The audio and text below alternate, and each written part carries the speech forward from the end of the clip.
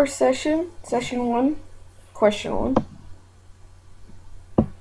Define what it means to be both a professional and a leader within the field of education, particularly as regards to educational technology.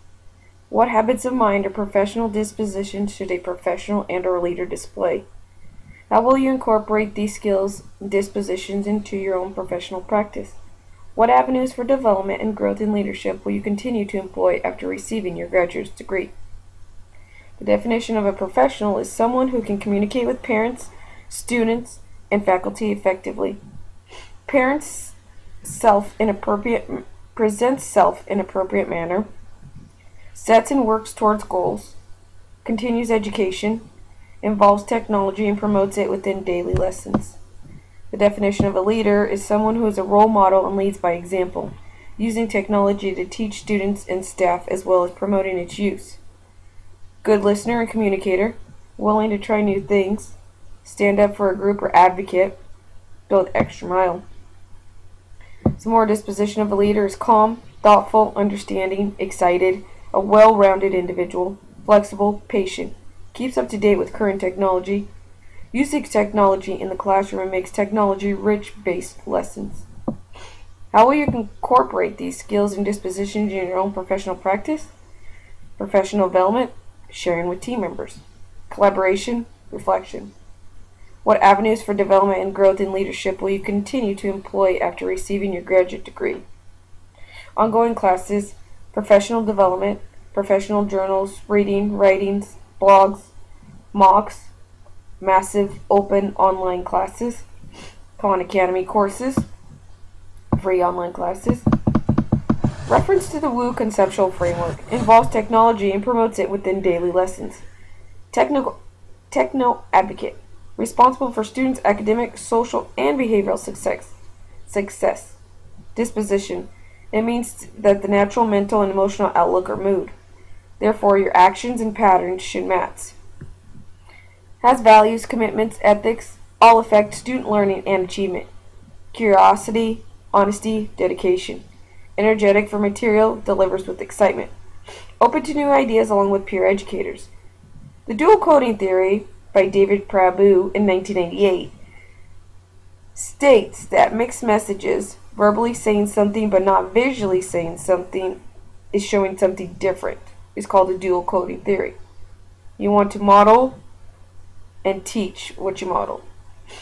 Important wide array of resources to teach and adaptations, including technology.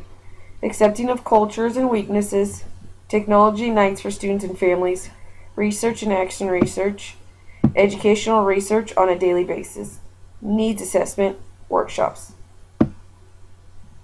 Session 1, Question 2. Drawing upon educational theory, research, and pedagogy, describe how you make informed decisions for designing effective instruction in your classroom setting.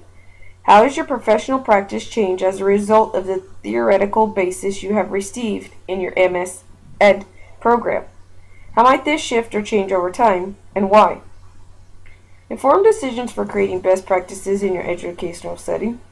Keep up on professional studies, blogs, and professional development.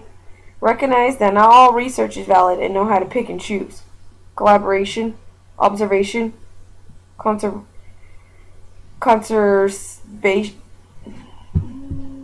conversations, trial and error with reflection, making more technology courses and focus on providing students with online learning and use of technology, reaching the world to educate them through mocks, teaching classes to be able to touch people from all over the world. How has your professional practice changed as a result of this theoretical basis you have received? There's open awareness to different theories, cognitive theory, motivation. The ZPD by Vygotsky is the difference between what the learner can do without help and what he or she can do with help. The cognitive theory by Bloom's taxonomy, which is the different levels of thinking, involve knowledge, comprehension, application, analysis, synthesis, and evaluation. Multiple intelligence by Gardner is a theory of multiple intelligence as a model of intelligence. So basically he's saying that everybody learns in a different way and understands in a different way. How information is presented will help each student grasp different information.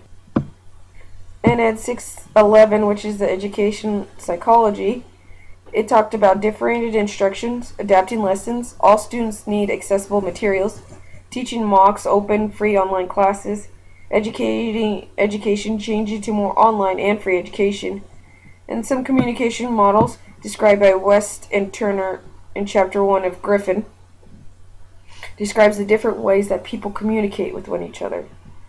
The cognitive load theory by Sweller, 1994, is simple and to the point instructions. Students need the basic instructions and to the point. Know the target audience. The social judgment theory by Griffin is the acceptance of information.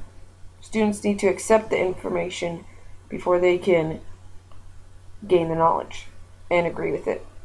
The schema theory by Widmeyer, 2002, states that what they already know. It's what the students already know. They use that to learn new information. The dual coding theory, David Prabhu, 1998, is mixed messages, verbally saying something but visually showing something different. Multiple intelligence by Gardner. There is different learning styles such as linguistic, logical, musical, bodily, kinesthetic, spatial, interpersonal, intrapersonal, naturalist, spiritual, moral, action research. It's up to date on current news. Also, Maslow is the hierarchy of needs. Students need certain levels of different elements before they can achieve to the next level. Each stage they need to go through. Psychological, they need safety, belongingness, and love, esteem, self-actualization, and self-transcendence. Again, the Bloom's taxonomy level of thinking is cognitive, affective, and psychomotor. How mind change and why? My perception changes because times change, classes change, teachers need to, culture shifts, new research has been found, and teachers always have to be flexible because new information comes daily and they have to adapt it into their lessons. Session 1, Question 3. How will you use research to inform your own practice? Describe one study you might conduct for your own professional development, including details on methodology as well as an explanation of how you will use the results. Include a description of what research-based or theoretical framework informs your study. How will you research to inform your own practice? Observation. Learn from what works. Try new things. Do and read research. Keep up research in PLC meetings. At least twice a month, analyze classroom data and look up research ideas during PLC meetings. Use research to support and mold my classroom lessons. Quantitative research, qualitative research. Qualitative is more wordy and descriptive. Quantitative is more data and numbers. Review action plan for new ideas and conduct my own research. Observation, forming questions, determine relevant data, collect the data, analyze the data. Relate research to educational theorists, such as Gardner and Skinner. Gardner discusses the multiple intelligence, and Skinner is the operant conditioning of the behaviorism of learning. It's learning as a result of changes in behavior. As stimulus-responsive cycles are reinforced, individuals are conditioned to respond. Distinguish from connectivism because individuals can initiate responses, not merely respond to stimuli.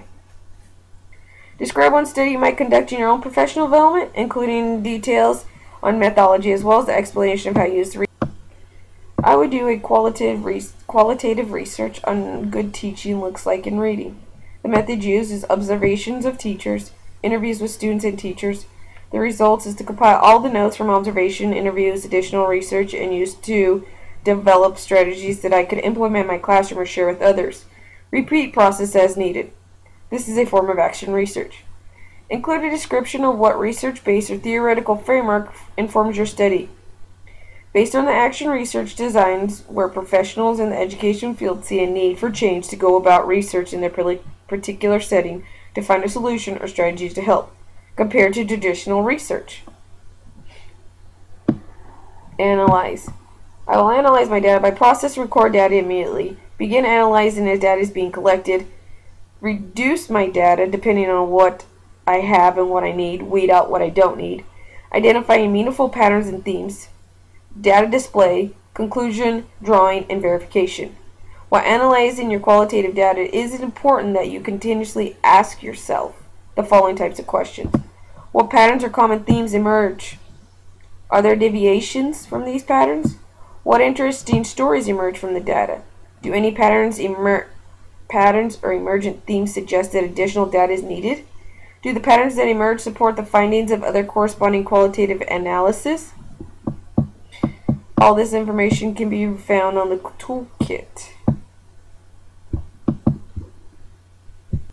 The toolkit is an online webpage by the Pell University where it just states some information on how to analyze the data.